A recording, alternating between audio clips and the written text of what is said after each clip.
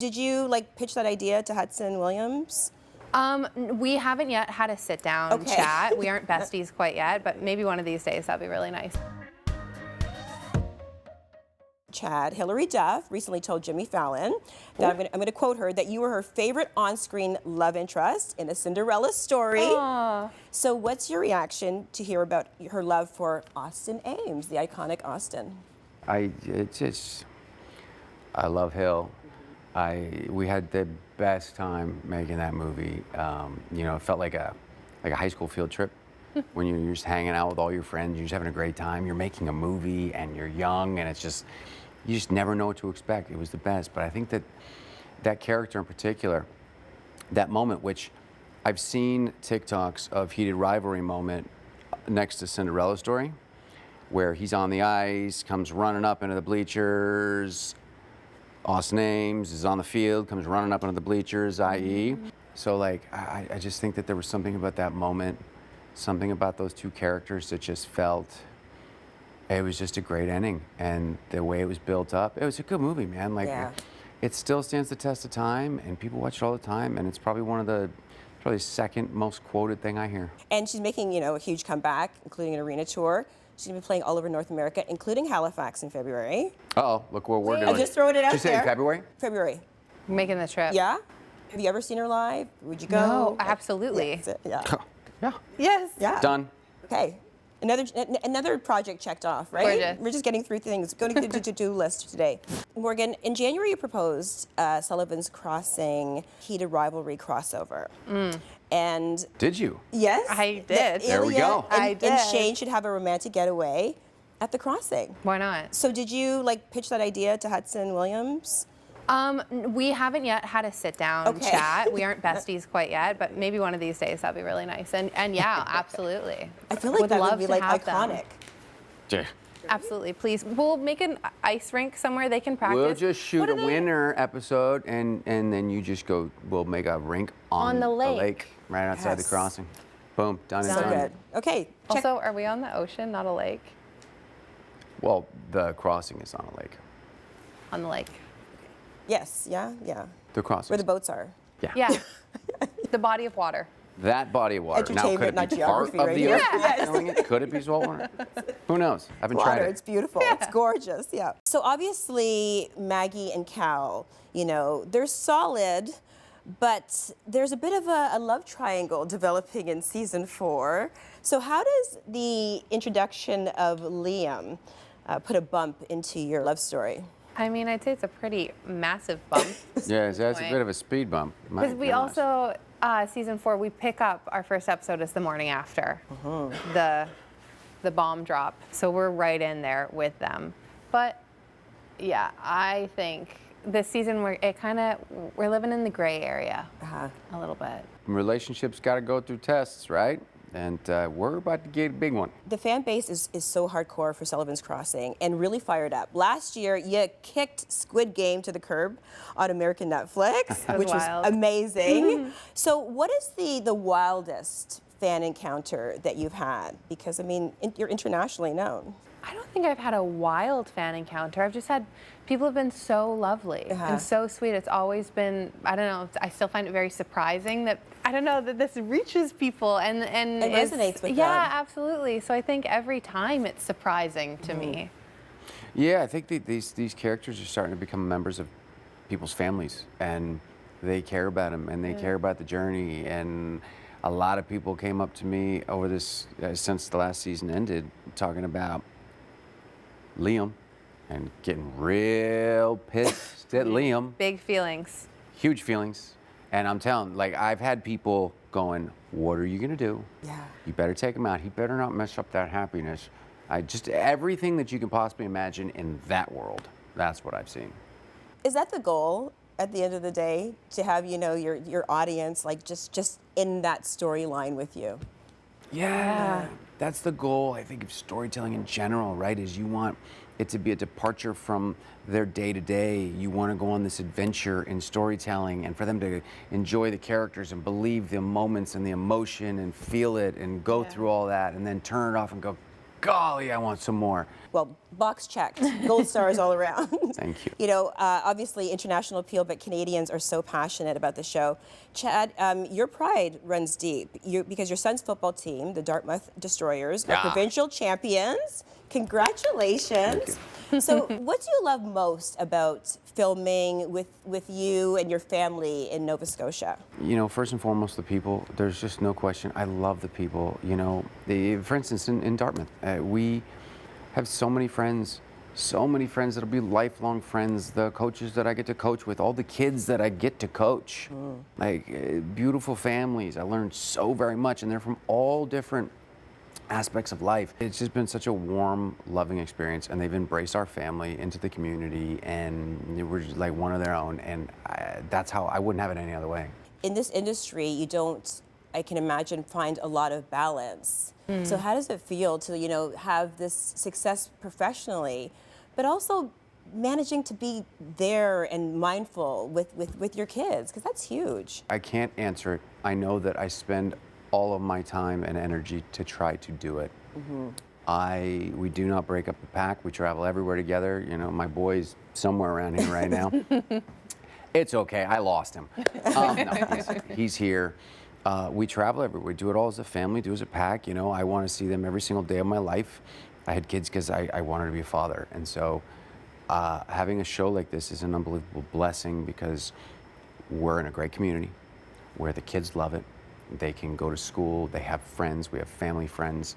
I can come home, we have places and things to do on the weekends. I come home from work and spend that time together, whatever it is. Morgan, I saw on your Instagram, I was very excited that you and your pup, Sir Fred, are also embracing the maritime life. Oh, yeah. I have a cat, Sir Charles, sometimes King Charles. Oh, but very you know, we good. love the fur babies.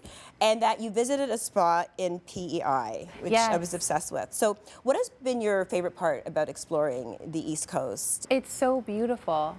It's so beautiful. Everywhere you go for a 20-minute drive in any direction, you're gonna see a beautiful hike, the water, just wonderful people.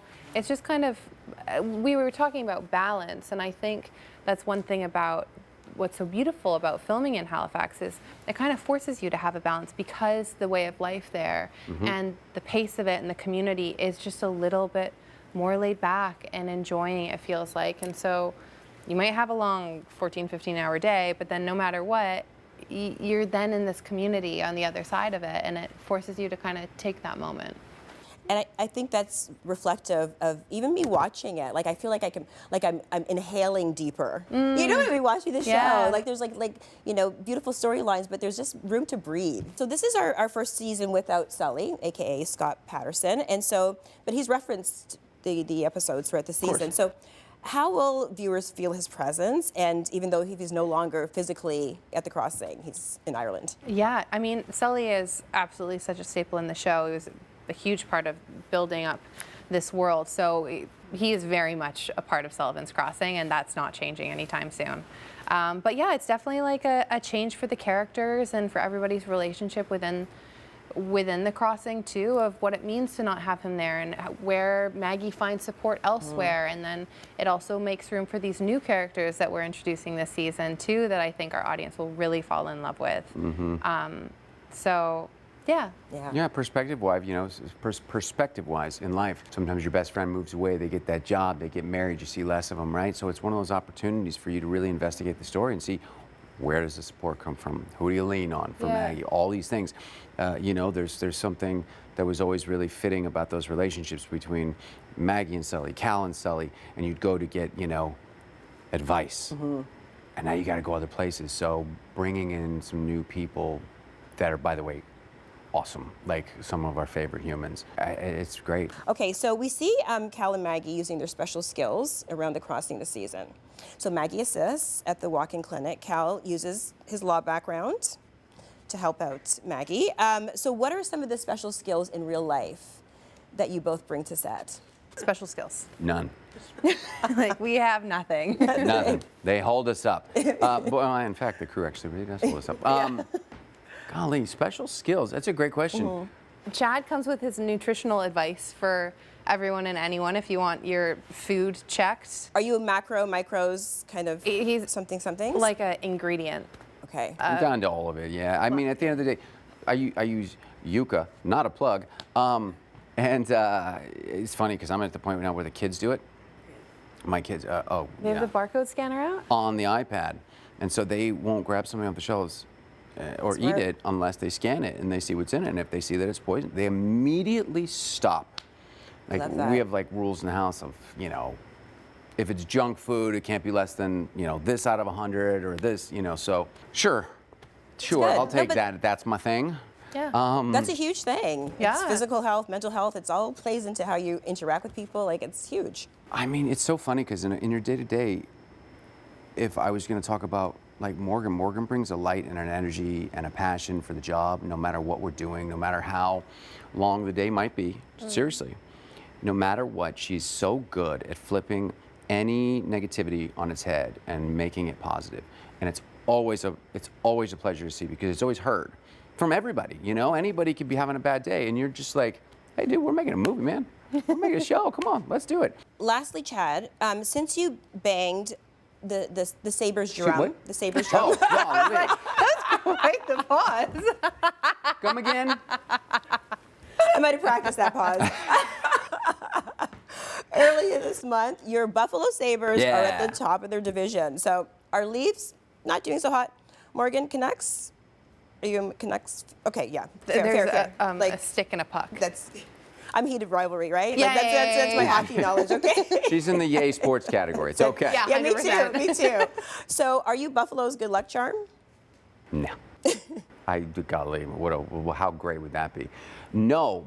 However, there's an outside chance that, okay, for the longest time when the Bills were in the drought and then the Sabres started their drought, I would always tell my wife, I would say, you know, I just hope that like when our son's born, right, this is pre him being born, that it changes things. Maybe like he'll grow up and then he'll get to see what I saw when I was a kid. Because in the 90s, the Bills were great. Sabres were great. And I remember those franchises, and it was just such a big piece of who I was as a kid, and it stuck with me through life. That's why I'm out there banging the drum, because like I live and die by our sports teams. And here we are. My boy's now 10, and the Bills and the Sabres, dare I say it, are good again. Wow. Like it's so good for our city. We love it, and we just embrace them so very much. They feel like family. My reference for Buffalo sports is Flutie Flakes. Doug Flutie.